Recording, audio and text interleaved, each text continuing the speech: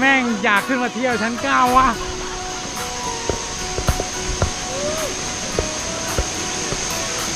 โอ้โหเดินขึ้นมาแทบหมดแรงมีน้ำเปล่ากินป่ะ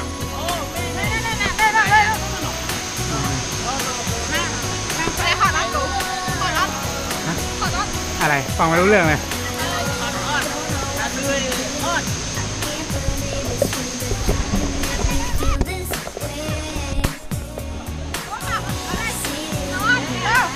อะไร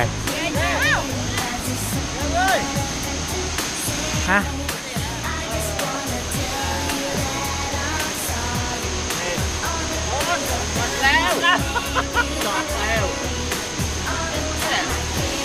โอ้ใครแม่งคิดอยากขึ้นมาวะเนี่ยเดินมาตั้งเกือบ40 กว่านาที50 นาที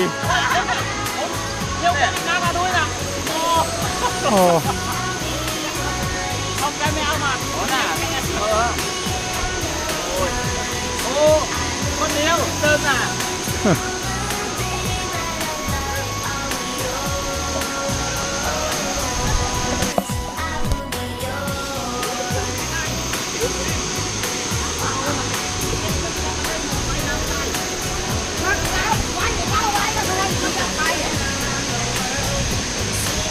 โอ้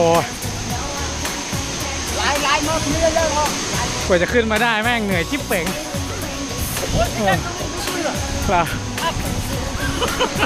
เฮ้ยอย่าลองดูนะโอ้แม่งโคตรหนาวเลยว่ะโอ้น้ำมันเย็นมากเลยอ่ะไอ้เหี้ยไปตรงนั้นน่ะรวยเลยน่ะมันมีแสงอะไรนู่นแสงจังอ๋อไอ้ลุงเหรอพระอาทิตย์มันสะท้อนน้ำ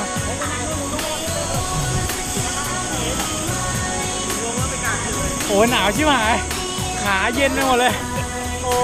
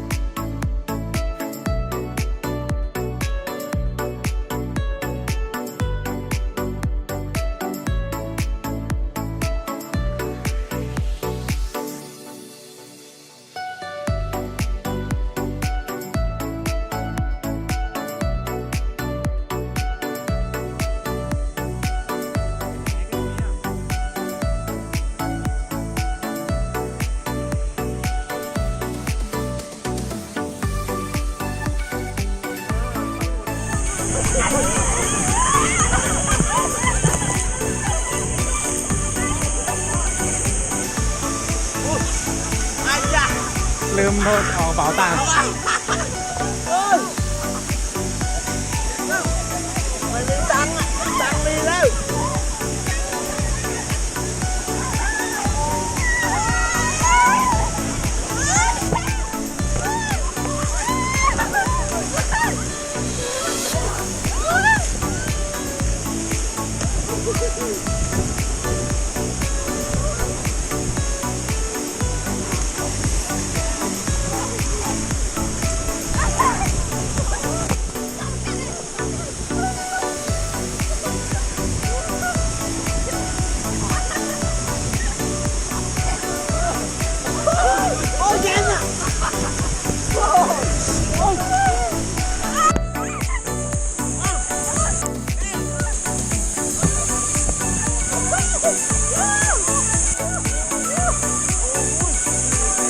แม่งโคตรหนาว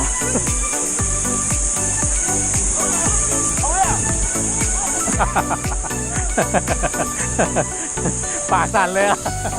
หนาวจัดอ่ะ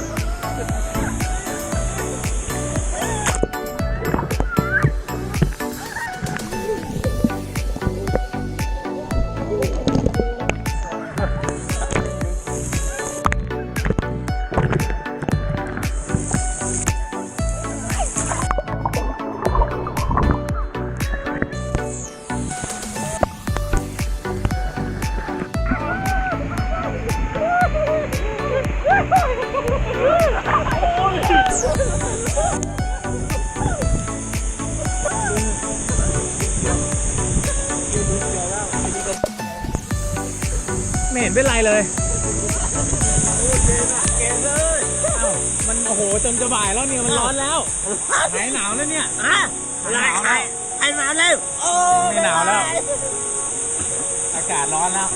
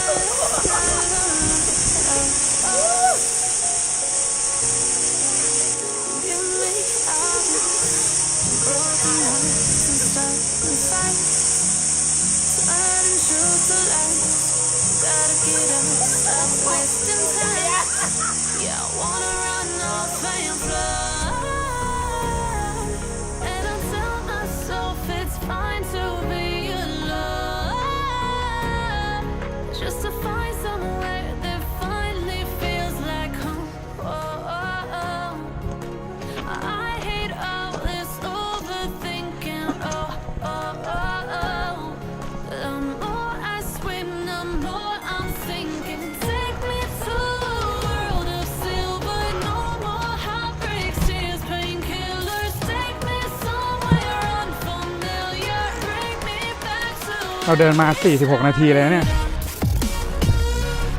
เกือบ50นาทีขึ้นไปกัน50นาที